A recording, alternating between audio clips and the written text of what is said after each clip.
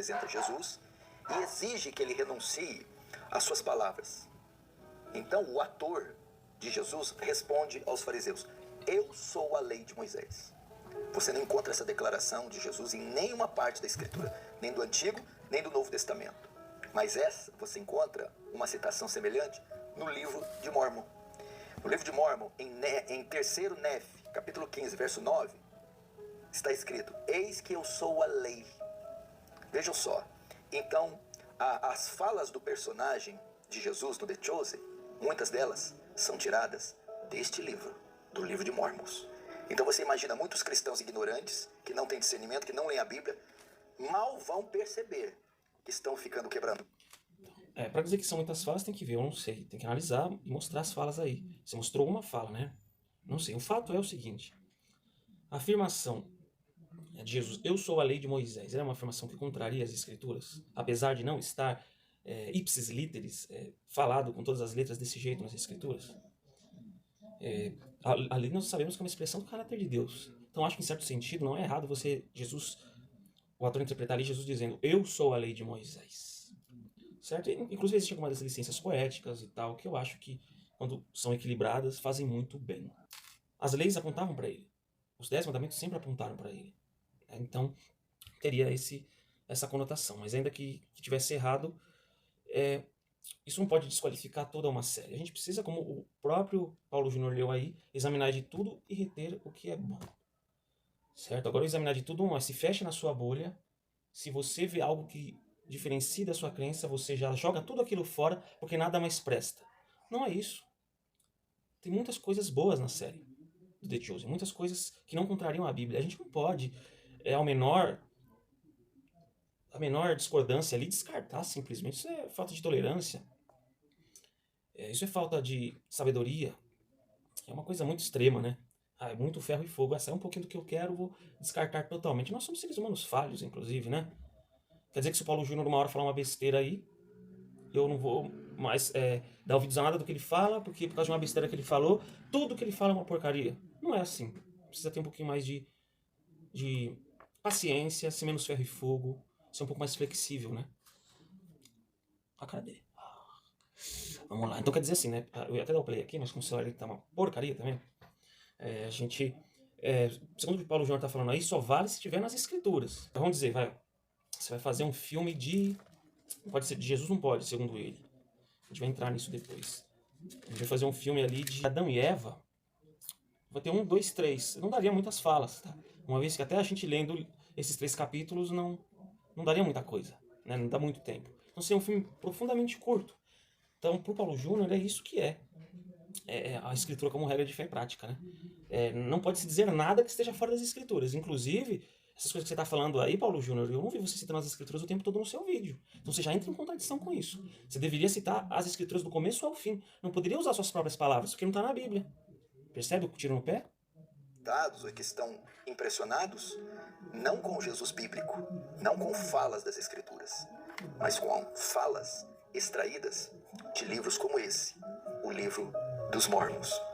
O próprio diretor da série, para você ter uma ideia, já disse em entrevista... Então assim, aí o título do vídeo dá: por que você não deve assistir The Chosen? Aqui na Bíblia eu não vejo nenhum lugar escrito claramente, olha, não assistirás The Chosen, porque o The Chosen foi feito por Mormons e papapá, não está escrito aqui. E porque tem coisas nele que não estão na Bíblia, estão no livro de Mormon. É difícil. Mais de 90% da série não vem das escrituras. Só aí já não seria um alerta muito grande para nós não dialogarmos, não flertarmos ou consumirmos uma série dessa?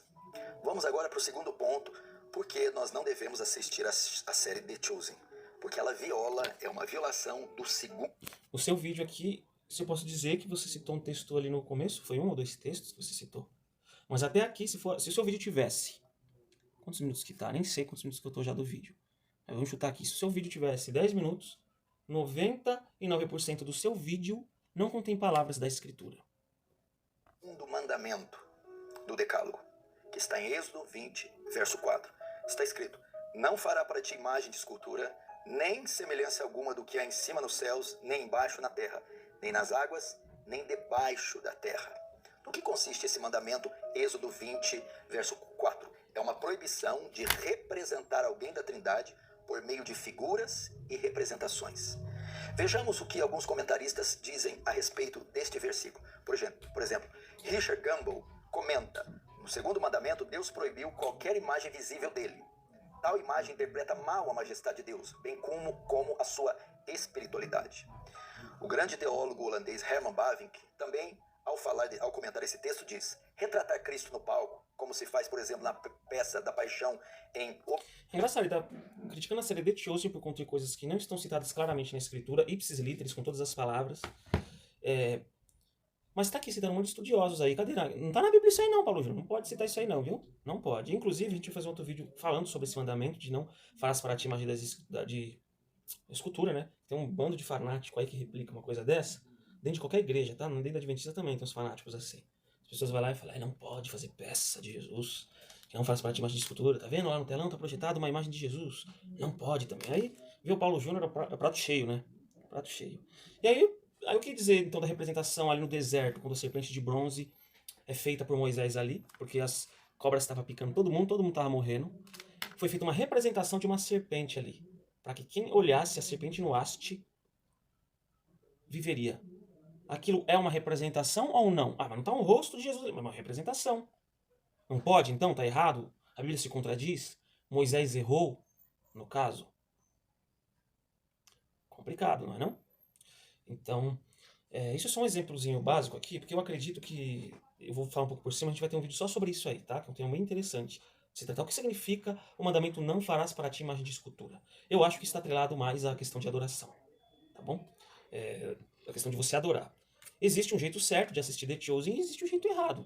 Qual que é o jeito errado? Você substitui a Bíblia pelo The Chosen. Você não lê mais a Bíblia e fica só no The Chosen. Tá errado. Você começa a querer adorar o ator do The Chosen. Tá errado. Tá errado. Mas isso não significa que todas as pessoas assistem com essa intenção. Tem pessoa que fala: não, vou assistir ali, que legal e tal, vendo essa escritura, peraí, esse ponto aqui tá certo, eu vou colher pra mim. Me edifica. Esse ponto aqui tá errado, não. Descarto esse ponto. Discordo. É assim que a gente tem que ser. Por isso a gente não faz mais nada, meus amigos. Não estuda na faculdade porque tem professor ateu. Não assiste nenhum programa de TV. Ao menor erro, a gente vai, ó, complica, né?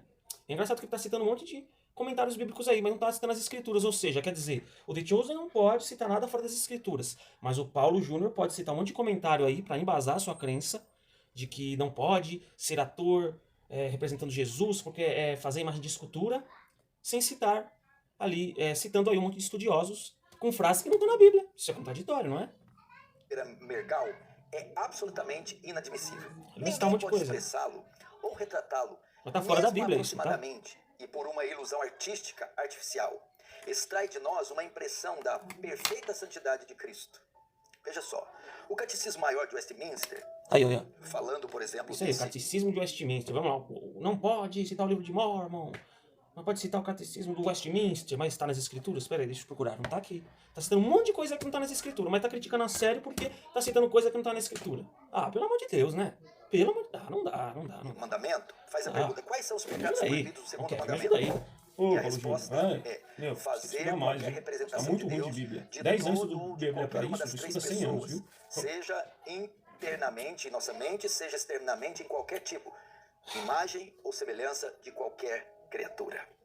Se algum membro da Trindade deve ser retratado, essa não é a maneira que Deus escolheu. É através da sua palavra. Ele é retratado, revelado, demonstrado através da palavra de Deus. E não pelo uso de imagens, não pelo uso de figuras. E por que Deus proíbe isso? Porque Deus é espírito. E porque não há como retratar algum aspecto das três pessoas da Trindade e não ser mal entendido. Abre aspas, não dá para retratar um dos três aspectos da Trindade e não ser mal entendido. Onde está isso na Bíblia? Não está em nenhum lugar. Está citando coisa fora da Bíblia, hein? Nós faríamos uma imagem defeituosa que não retrataria com esplendor, perfeição, algum desses membros. Por exemplo, em Êxodo 32... A 1 Coríntios 13 fala que nós vemos como um espelho embaçado. Mas só quando aquele que vier... Só o que vier... Quando vier aquele que é perfeito, aí a gente vai ver como a gente se vê no espelho, né? Tão claramente. Então, assim, se eu não posso retratar nada do aspecto da Trindade, porque a nossa ilustração ela é imperfeita, então eu não posso falar de Jesus. Eu não posso retratá-lo com palavras, porque é imperfeito. Nem a própria Escritura ela consegue relatar, uma vez que foram seres humanos que a escreveram, embora inspirados pelo Espírito, nem a própria Escritura consegue relatar Deus na sua totalidade, porque é um Deus infinito. Então eu não posso fazer mais nada, porque Deus, eu sempre há algo que eu possa errar. E tem o seu bom senso aí. Mas se a série do The Chosen está atrapalhando a sua espiritualidade, você, na sua consciência, quer parar de assistir, pode parar de assistir.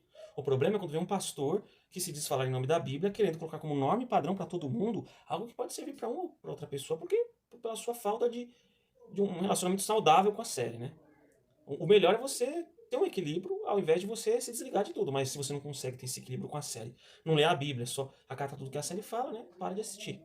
Mas isso não serve para todo mundo. Tem pessoas que elas têm um bom senso para avaliar as coisas, entende? Quando Moisés sobe no Monte Sinai, o que o povo de Israel que ali esperava fez? Criou, ergueu, confeccionou um bezerro de ouro. E disse o quê? Esse foi o Deus que nos tirou do Egito.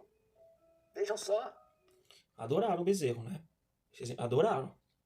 Agora, se você falar assim, ó, tem gente que tá colocando a foto do The Chosen na casa e ora pra foto de Jesus do The Chosen.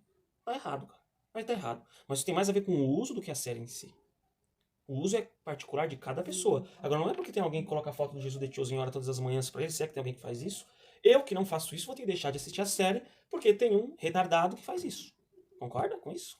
Eles imaginaram, eles quiseram definir a imagem de Deus na forma de um bezerro. Portanto, novamente eu repito, esse não foi o meio que Deus escolheu para comunicar a sua verdade, a sua palavra e para se revelar a nós. Foi através da palavra escrita e registrada. E muitos de vocês podem dizer, mas pastor, eu não cometo idolatria ao ver essa série, eu não faço isso, eu não tenho nenhuma veneração, nenhuma devoção para esse Jesus ou para esse ator. Entretanto, isso é o que invariavelmente acaba acontecendo. Nós associamos o Jesus bíblico àquele personagem que é retratado nas orações, nos nossos pensamentos. Nós, vírgula, né? Ou seja, você está no pensamento de todo mundo para afirmar isso? Você está presente na devoção de todo mundo para afirmar isso? O Paulo Júnior é onipresente como o próprio Deus? Isso sim que me soa um pouco de idolatria, hein? Como é que você pode afirmar que isso está presente nos pensamentos? Como é que você pode afirmar que isso está presente nas devoções?